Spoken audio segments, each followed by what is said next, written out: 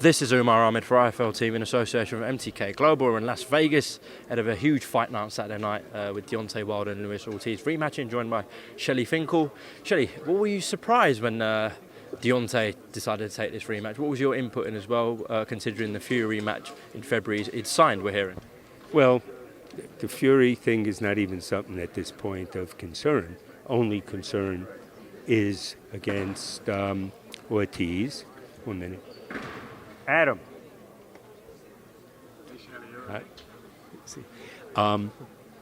There is a tough fight ahead.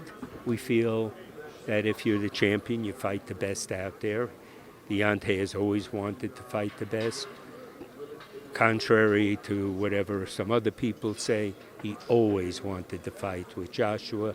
And I think with time it proved, what Deontay is. And now he's got to prove it again Saturday.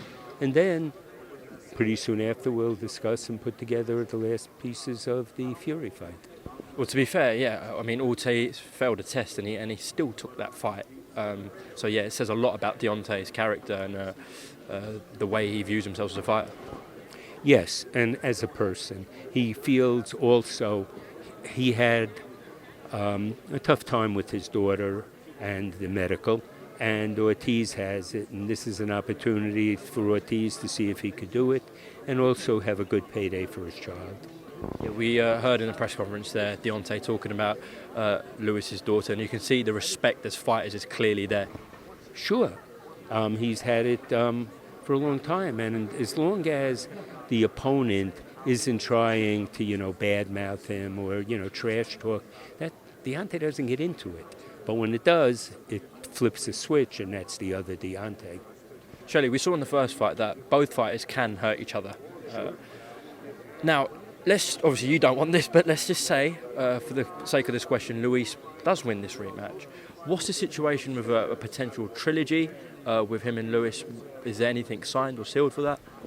We would have a rematch, but I just don't want to think that because I don't believe it. Of course, Deontay is expected. He's the big favourite going into this.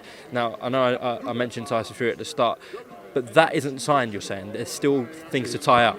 There's a couple of points that need to be tied up. Even if certain parts are signed, it won't matter till this fight's over, till the site is done, a lot of things.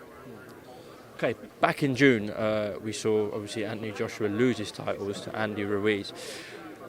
Do you think they'll be massively regretting the fact they didn't make that Deontay Wilder fight then when they were both unbeaten and now they've got to go into a rematch with Andy Ruiz? I don't know, because I read, before the fight, I read where Joshua went out and said it took me 7 rounds to knock out Brazil, and if Deontay takes 8, it shows who was the better fighter. And then Deontay destroyed him and won, and after that, Joshua said publicly, he said, I am just shocked how he did it, and it played on him. So I don't know. I don't know if he really wanted to, because we offered $50 million, and he didn't take it. Yeah, he did admit after the fight that Deontay's knockout of Brazil was in his mind, and that's why he really tried to finish Andy. Yeah, he said that, but didn't matter. If you're a champion and you're mentally strong, you got to be able to put that behind you. Now, a lot's got to happen for this scenario.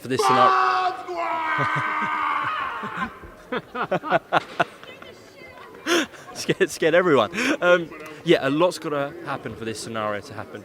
Just say Wilder comes through against Ortiz, beats Fury, and Joshua gets his belts back, defends his belt against his mandatory Pulev. Do you think they will make that undisputed fight? That'll be on their side, but I don't want to think that far in the future. That's a year away.